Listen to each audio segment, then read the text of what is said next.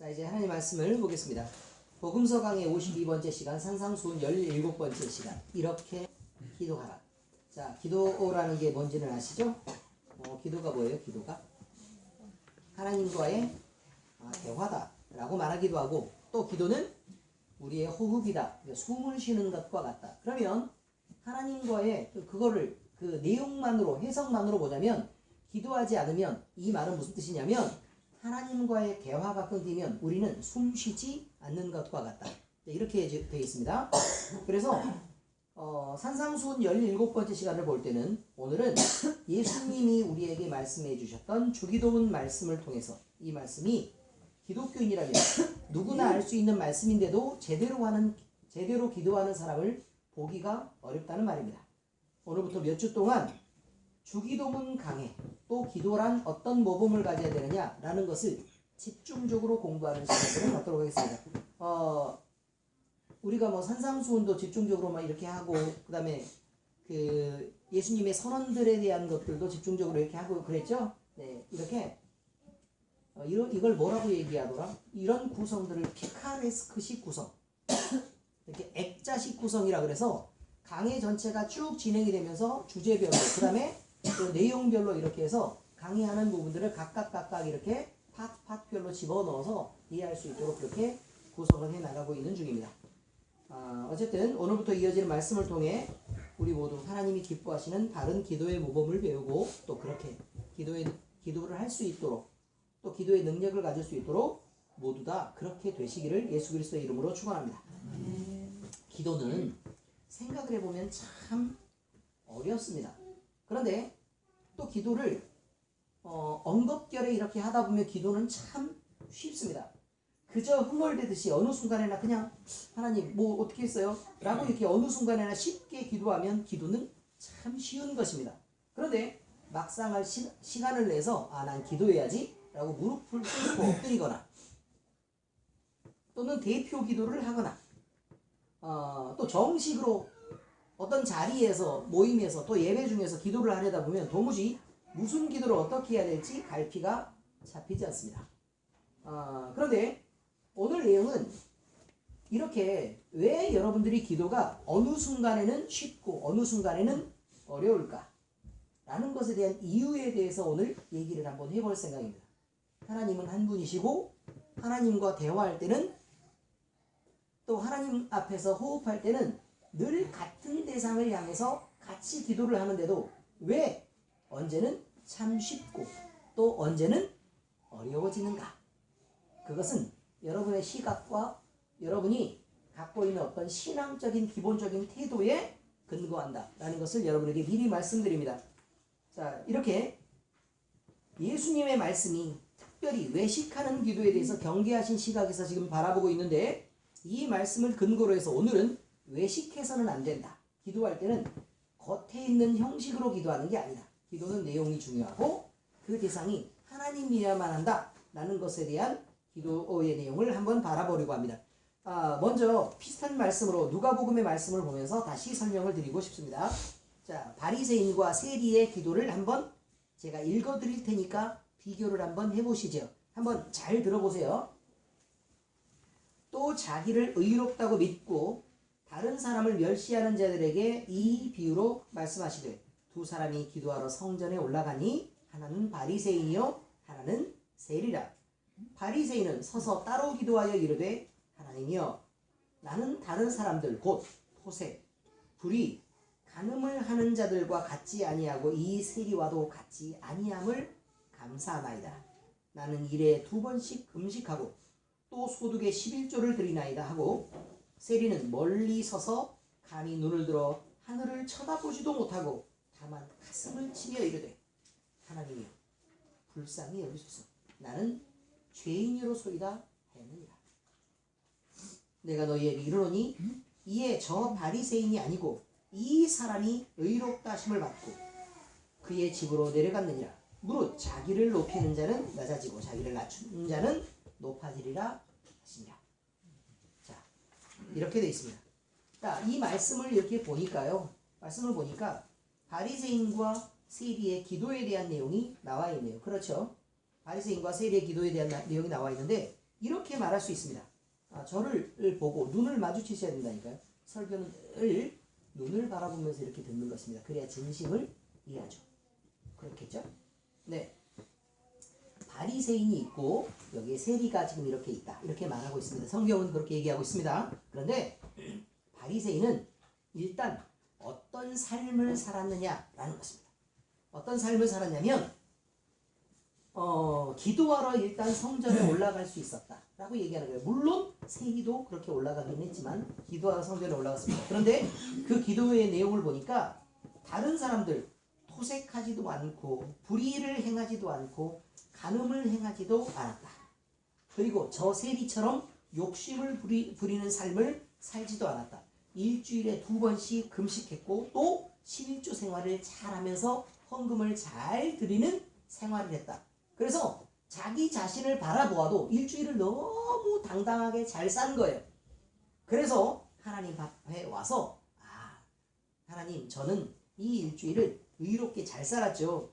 그런데 이렇게 살도록 해주신 하나님 앞에 감사를 드립니다. 그리고 저렇게 제가 망가지지 않게 돼서 하나님 앞에 감사를 드립니다. 라고 기도했다. 그 말.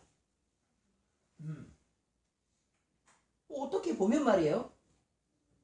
여러분이 신앙으로 여러분의 열심을 다해서 일주일을 살아왔는데 계획대로 신앙 안에서 경건하고 말씀을 많이 듣고 기도 생활을 잘하고 다른 사람을 돕고 친절을 베풀고 하나님 앞에 성경도 읽고 또 기도도 열심히 하면서 그 다음에 다른 사람에게 늘 줘주는 삶을 그렇게 살았다고 가정하고 여러분이 하나님 앞에 나와서 예배하고 기도할 때 하나님 저 일주일 동안 이렇게 하나님 앞에서 경건하고 거룩하게 잘 살게 해주심을 감사드립니다.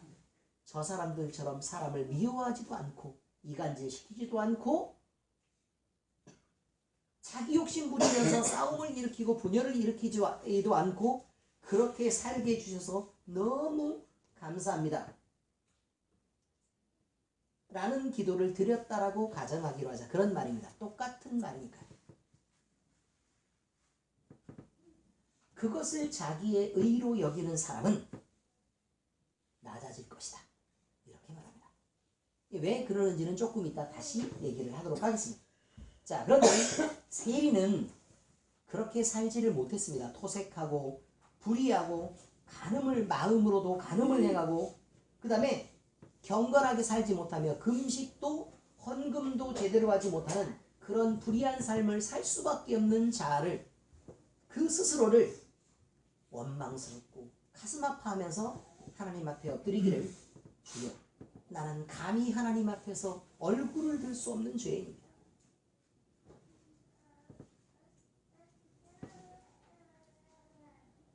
저 같은 사람이 어떻게 하나님 앞에 얼굴을 들고 예배를 할 수 있겠습니까? 저는 불의한 자입니다. 저를 용서해 주십시오. 라고 기도했단 말입니다. 예수님은 그 기도를 보면서 이렇게 얘기하죠. 무릇 자기를 높이는 자는 낮아지고 자기를 낮추는 자는 높아지리라 하시니라. 자, 여러분 이 두 사람의 기도에는요.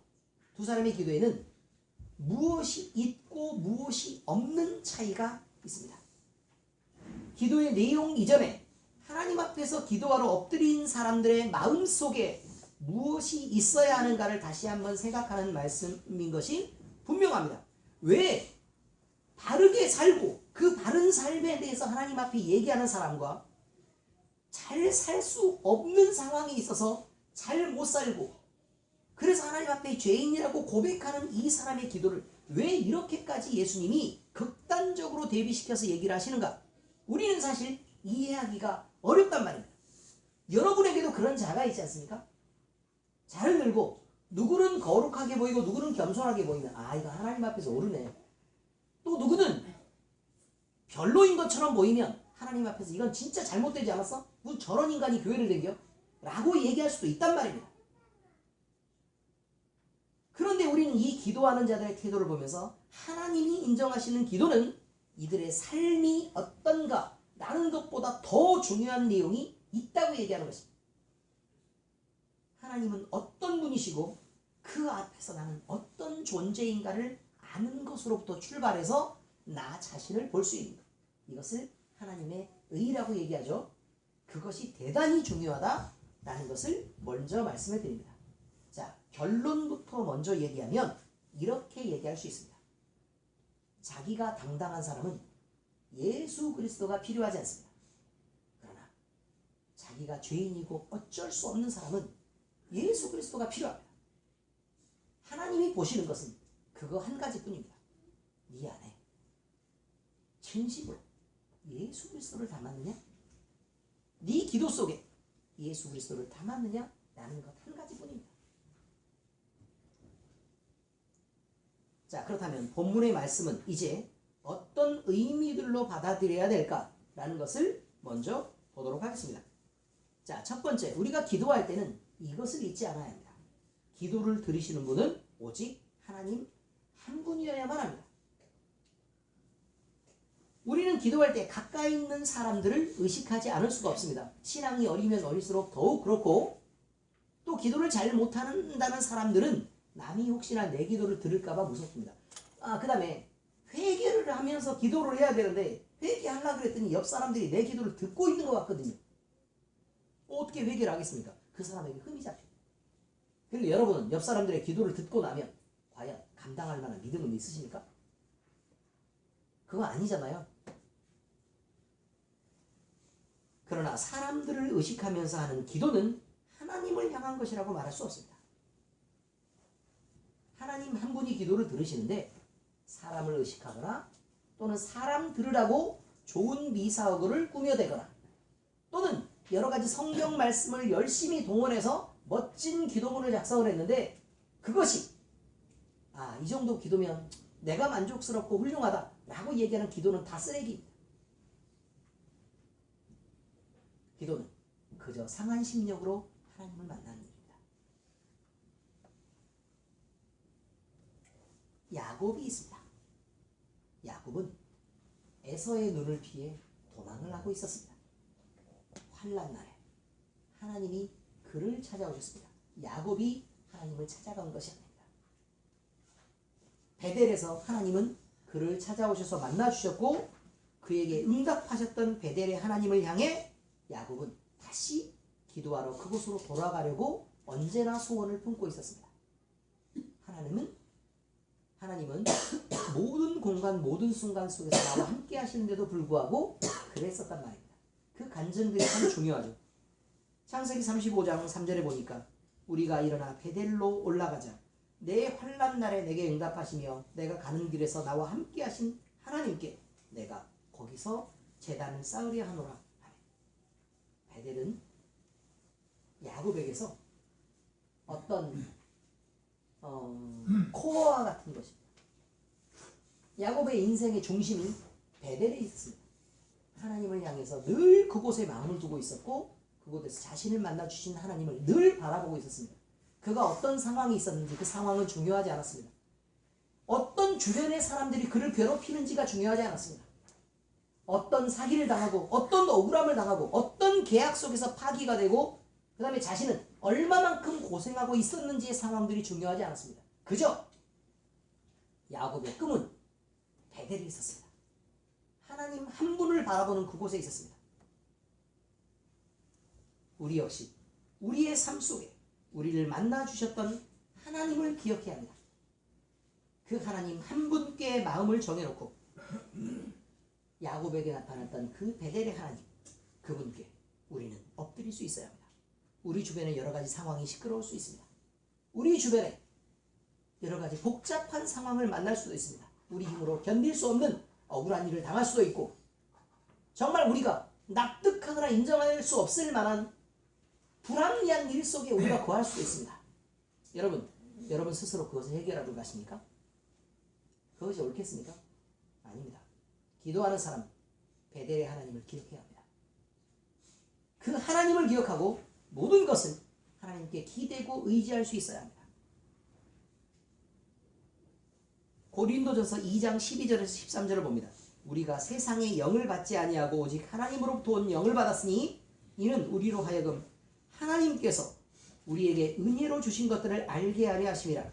우리가 이것을 말하거니와 사람의 지혜가 가르친 말로 아니하고 오직 성령께서 가르친 것으로 하니 영적인 것은 영적인 것으로 분별하느니라.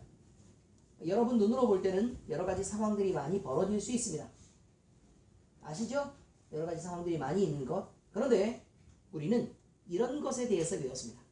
우리가 어떤 경계면이 지금 이렇게 있다.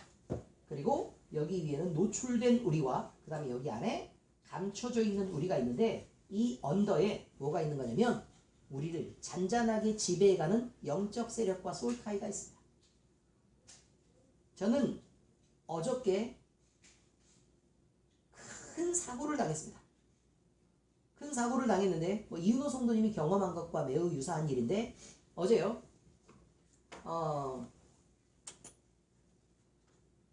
벤츠 자동차 한 대를 몽땅 태워 먹었습니다. 자동차에 불이 났습니다.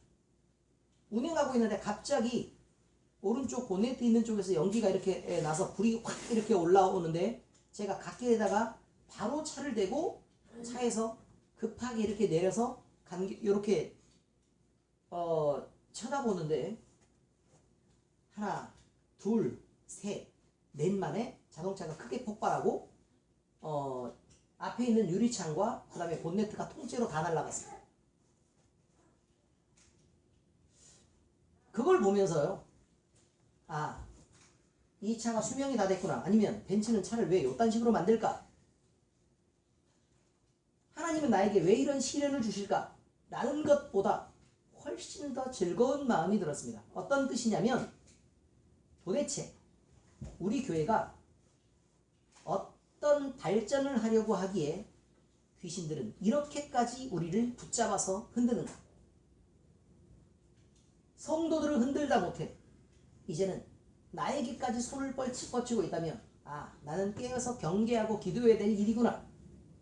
그리고 그 위험한 순간에서 지켜내신 하나님 앞에 영광을 돌릴 수 있었다, 그런 말입니다. 여러분, 사고가요 결정적으로 나쁜 것만은 아닙니다. 누구는 새 차를 타겠다고 좋아하겠죠. 지금쯤 새 차를 한번 바꿔볼 만하기도 한데 라고 생각하는 사람이 분명히 한 명쯤은 있지 않겠습니까?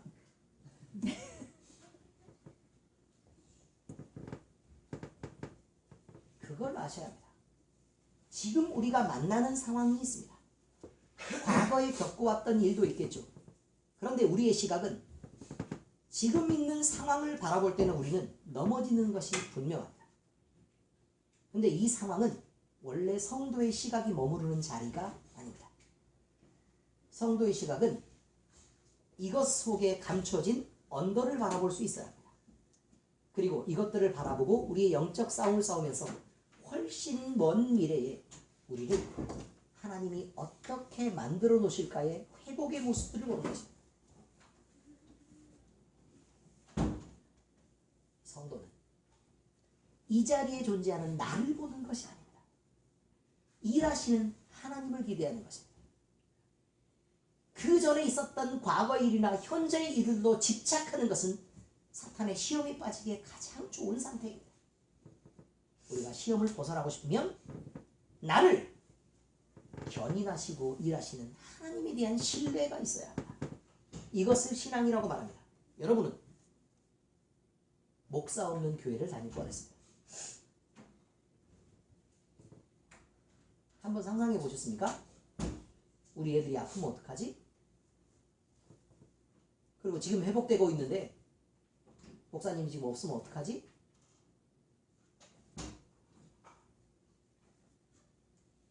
근데요, 참 절망적이죠. 그렇지 않습니까? 그런데 왜 여러분은 여러분 삶에서 개입하고 계시는 예수님이 안 계시면, 내가 예수님을 떠나버리면 어떡하지라는 그 큰 두려움 속에서는 자유로우십니까? 왜 거기에 그저 아무것도 아닌 것처럼 말씀하십니까? 여러분의 위치에서 여러분이 끊어주지 않으면 그 솔타이가 나를 타고 나를 왜곡시키고 나를 넘어서 내 자식과 내 손주에게 지속적으로 영향을 줄 수 있다는 그 사실에 대해서는 그 두려움들은 왜 생각을 안 하십니까? 왜? 내가 먼저 변하고 내가 먼저 끊어줘야 되는 위치에서 나는 안 보이고 내 부모와 내 자식이 하는 행동들만 먼저 보여서 부모를 원망하고 또 자식을 꾸중하십니다. 그 모든 것들은 책임이 나에게 있는 것입니다.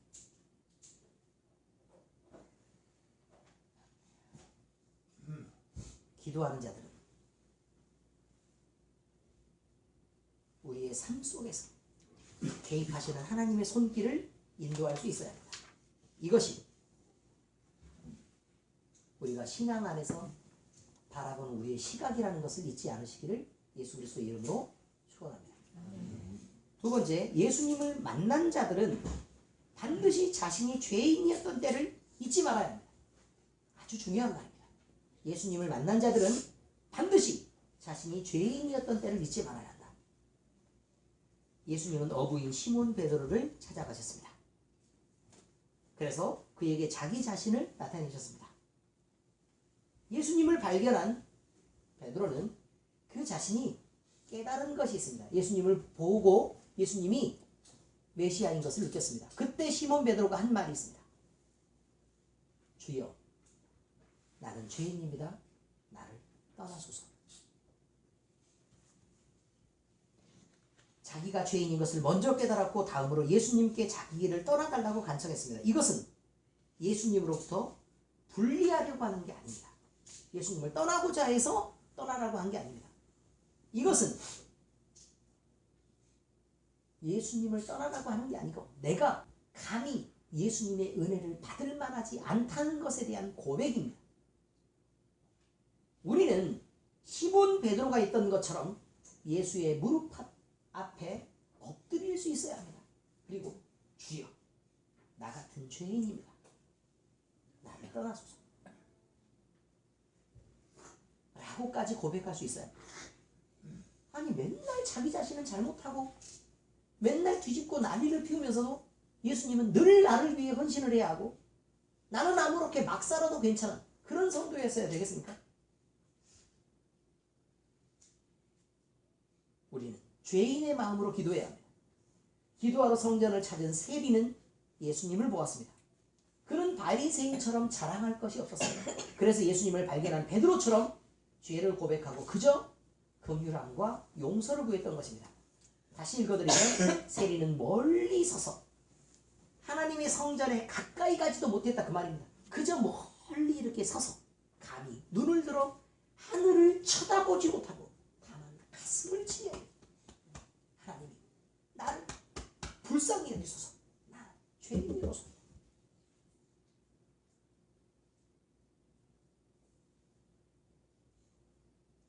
여러분의 죄 때문에 여러분 가슴을 치십니까?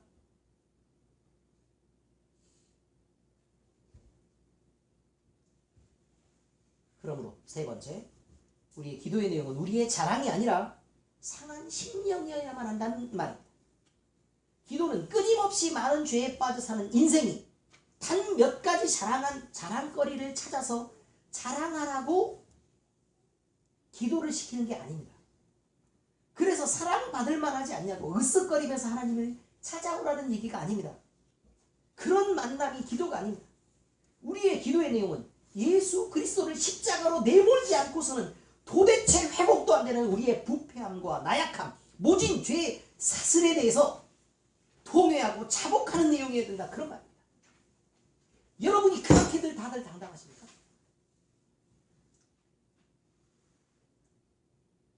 그래서 그렇게들 비판하고 판단하는 자리에 서서 나는 옳고 남은 그름이요, 내가 늘 내 정당성을 인정받아야 된다고 고집하고 계십니까? 우리의 기도는 이러한 죄의 고백 없이 예수님이 필요하다는 간절함 없는 것은 하나님이 들으신 기도가 아니라는 것을 아셔야 합니다. 시편 51편 17절에 하나님께서 구하시는 제사는 상한 심령이라, 하나님이여 상하고 통회하는 마음을 주께서 멸시하지 아니하시리라 라고 되어 있습니다. 시편 65편 2절 3절에 보니까 기도를 들으시는 주여 모든 육체가 주께 나오리이다. 죄악이 나를 이겼사오니 우리의 허물을 주께서 사하시리라. 우리의 고백은 우리가 절망하는 것으로 끝나지 않습니다. 현재의 상황은 절망이지만 그러나 우리는 그것을 신앙이라고 말하지 않는다고 얘기했습니다. 먼 미래를 바라보시고 우리를 회복시키시고 우리를 점점 나아지게 하실 하나님을 기대하는 것입니다. 이것이 우리의 기도입니다. 자, 이제 영적 의미와 우리의 삶에는 그러면 어떻게 이것이 적용되어져야 하느냐라는 것에 대한 이야기입니다. 하나님 앞에서 자랑하는 것은 베푸신 은혜를 버리고 대적하는 것입니다. 하나님을 대적하는 것을 자랑하는 것이다. 이렇게 표현합니다. 나 이쁘죠? 라는 거는요. 뭐 하는 거라고요? 하나님을 대적하는 일입니다. 하나님이 이뻐하시면 아유 제가 어떻게 하나님께 사랑받겠어요? 라고 얘기하는 게 신앙이고요. 한 말도 안 하고 가만히 있는데 하나님 앞에 나가가지고 이 정도면 제가 좀 인정받아야 되지 않아요? 하나님? 이 정도면 제가 좀 사랑받아야 되지 않아요? 하나님? 이라고 얘기하는 것은 복음을 거부하고 대적하는 것입니다. 이게 무슨 말인가? 너무 과한 얘기 아닌가? 라는 거죠. 하나님 앞에서 자기를 자랑하는 것은 자신의 죄악의 본 상태에 대한 망각입니다. 내가 본래 죄인이었고 얼마만큼 더러운 존재에 대해서 그 하나님은 어느 지경에서 나를 살려내시고 끌어내시고 하나님은 지금도 어떻게 일하시는가? 길을 쓰고 하나님은 우리를 바꿔내고 계시는데 걷다 대고 저 이쁘죠? 라고 얘기하는 것이 과연 맞겠느냐 그 말입니다. 우리의 죄의 본 모습을 망각하는 것, 그것은 신앙이라고 말할 수 없는 것 같아요. 그러면 이것을 망각했다는 것은 그리스도의 죽음을 더럽히는 것입니다. 하나님은 예수 그리스도를 감추고 자기를 높이는 것을 절대로 용납하지 않습니다.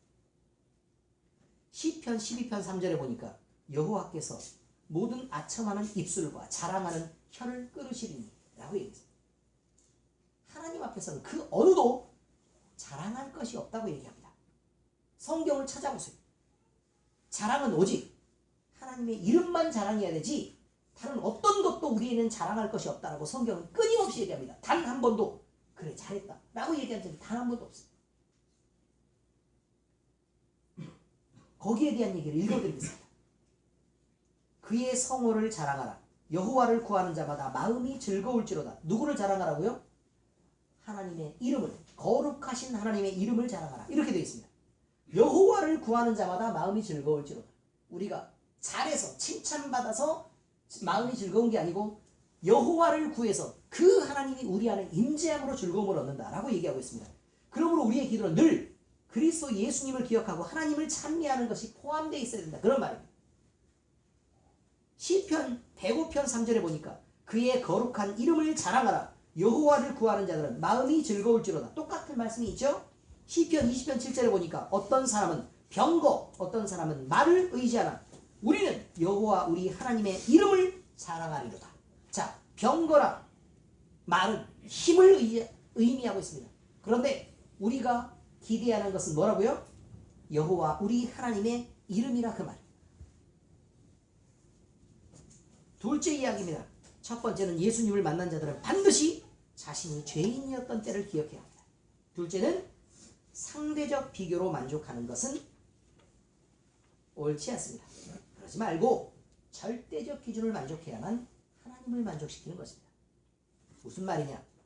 잘못된 기도를 하는 사람들은 사람들 사이에서 난 쟤보단 낫잖아 라고 자기를 비교하고 상대 만족을 얻는 경우들이 많다는 것입니다. 이런 사람들은 자기의 상대적 비교로 하나님을 결코 만족시킬 수 없습니다. 왜냐하면 높은 하나님의 절대적 기준에서 봤을 때 사람은 그놈이 자, 우리가 이렇게 한번 볼까요? 개미떼들을 보신 적이 있습니까? 개미떼들 또 벌도 보신 적 있죠? 그러면 우리가 계속 하루 종일 쳐다보는 거예요. 개미떼를. 그럼 누구는 일을 막 열심히 하고요. 또 누구는 막 이렇게 늘 돌아다니면서 뭐 물이나 먹고 다니고 이런 애들도 있고요. 또 누구는 또 길을 지키기도 하고 이런 애들이 있지 않습니까? 꿀벌도요. 죽을 힘을 다해서 일을 하고 또 꿀벌이 말벌이 공격을 하잖아요. 그럼 자기 몸을 비벼가면서요. 자기가 죽어가면서 다른 무리들을 지키는 꼴벌도 있습니다. 그런데 그거 모른 채 하고 골통 속에서 그냥 가만히 있는 애들도 있어요. 자, 그러면 우리가 그 꿀벌 하나하나를 쭉 생각하고 그 다음에 개미 하나하나를 생각하면서 야, 이 개미는 정말 성실하고 대단한 개미고 이 개미는 정말 게을러 터져가지고 이거 어디다 써먹겠냐 이런 개미를 이라고 보신 적 있으십니까? 그렇게 봅니까? 그냥 개미는 거기서 거기 아닌 것입니까? 벌은 거기서 거기죠? 그렇지 않나요? 하나님이 보실 때요, 사람이 뭐 대단한 게 있겠습니까? 세계 인구 다 이렇게 쳐다보면 그냥 그저 그놈이 그놈입니다.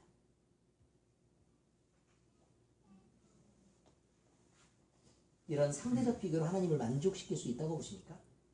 그럴 수 없습니다. 그저 우리가 우리 자신을 볼 때나 높고 낮은 게 있는 것뿐입니다. 하나님을 만족시키는 것은 하나님이 가지신 절대적 기준을 만족시킬 때 그때서야만 가능한 것입니다. 이 기준이 바로 예수 그리스도를 믿는 것입니다. 이분이 아들이신 예수님이라 그 말이에요. 예수님은 모든 사랑과 희생으로 모든 율법을 완전히 지켜내셨습니다. 로마서 10장 4절에 보니까 그리스도는 모든 믿는 자에게 의의를 이루기 위하여 율법의 마침이 되시느니라. 마침표는 뭐죠? 율법의 끝을 의미하고 있습니다.